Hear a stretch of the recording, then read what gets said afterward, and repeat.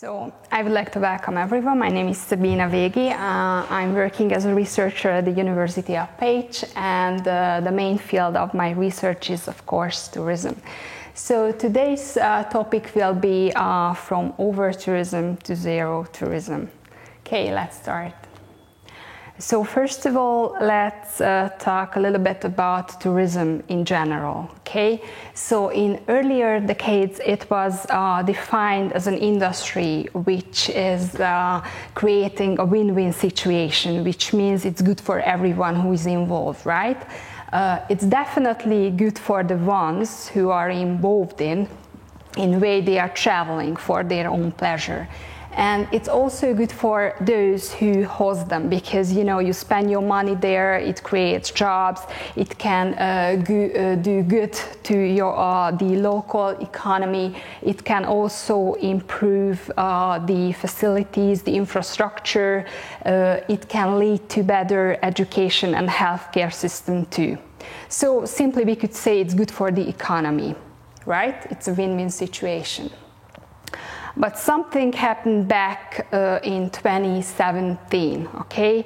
It's not because of the extreme number of tourists, because the number of tourists was increasing steadily for decades.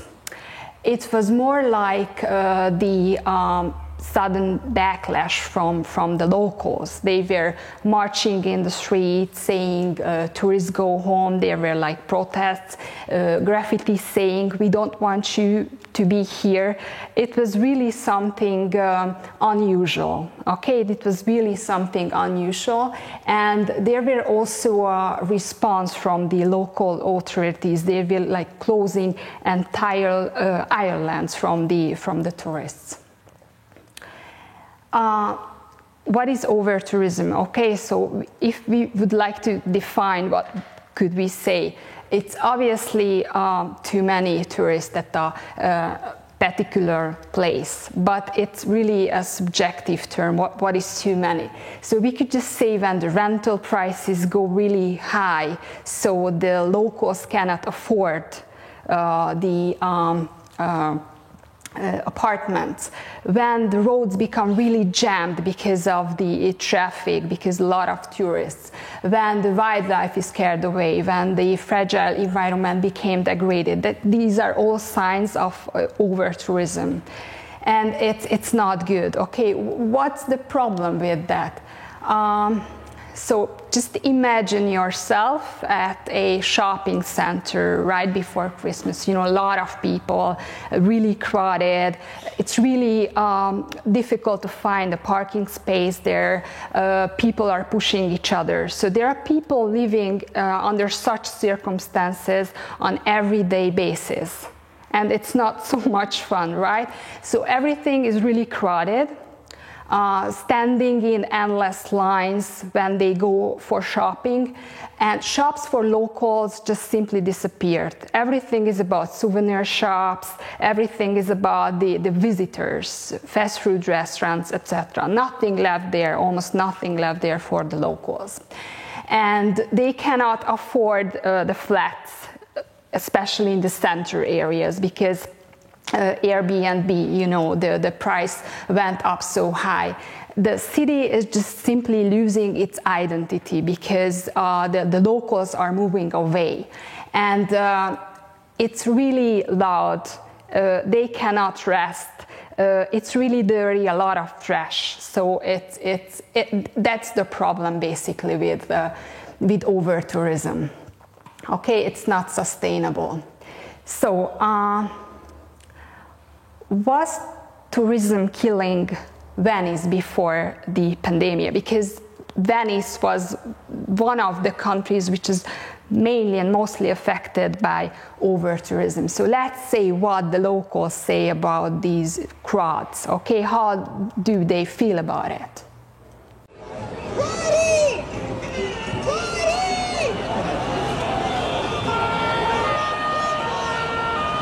Venice right now is like a Disneyland. If we don't find a solution, it could be a Machu Picchu, a city with the beautiful marbles, but without a real life, without citizens.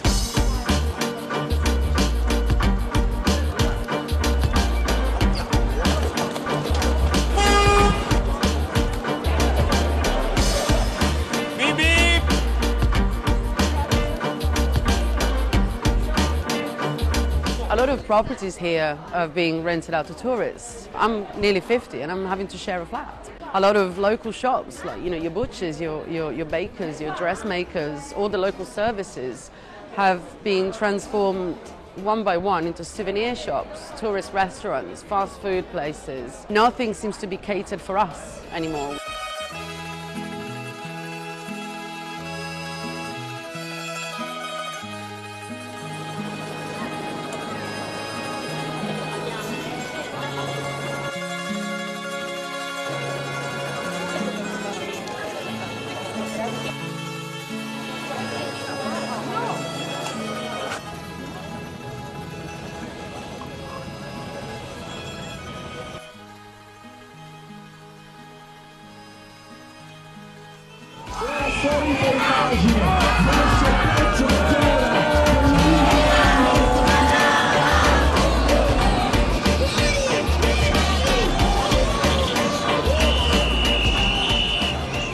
It's not only because they bring to the city more than 1.5 million of tourists every year, but you can immediately perceive the fact that they are totally out of scale.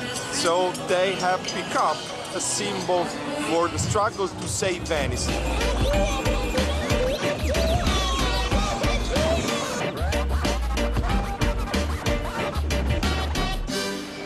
I don't think anyone in this square is probably from Venice. It's kind of a double-edged sword because they probably want the money that we bring in, having tourists here, but it's also super crowded and it's probably annoying to have so many people come in every day.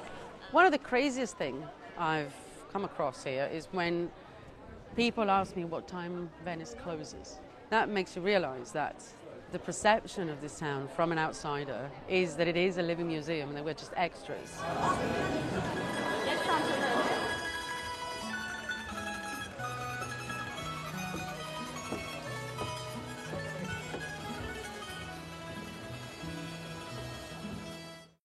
You saw, it's crazy, like they were people who thought that Venice is like Disneyland, okay, it's closing.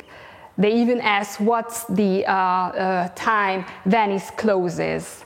It's crazy. They do not even understand that they are people, like locals, living there, and you really affect their lives when you live there, when you go there and visit there.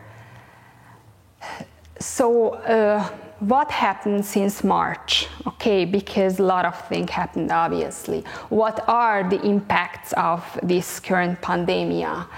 The first one, and the really obvious one, what we see is the empty roads, because you can not travel because of the travel restrictions. Okay, so closed borders and everything. So tourism industry has been massively affected by this pandemic, obviously. The planned travels went down during this spring period by 80-90%. That's a lot. And that's why, obviously, the tourist attractions like museums and different like sport venues, etc., they just closed down. And this resulted a 65% drop in the international tourist arrivals if we compare, with previous year. So that's a huge number. You can see here that the United Nations World Tourism Organization estimated like 3 scenarios, and they said the international tourist arrivals will drop with 58-78%, which will cause $1.8 trillion loss. $1.8 trillion loss in the tourism industry. So what kind of changes we see in the behavior of tourists, because there are changes, obviously. There are like psychological and economic factors that affect our choices and how we would like to travel.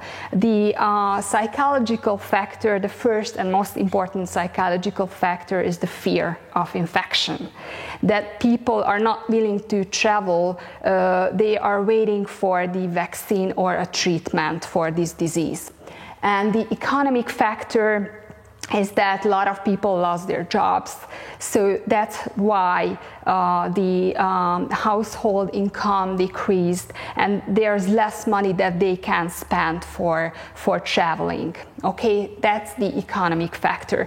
And we must not forget that there were like policy recommendations that you should stay local, travel within the country. And it's not because you do not know how the COVID is spreading, but it's because this is how you can do good to your economy if you stay local. There were like several surveys.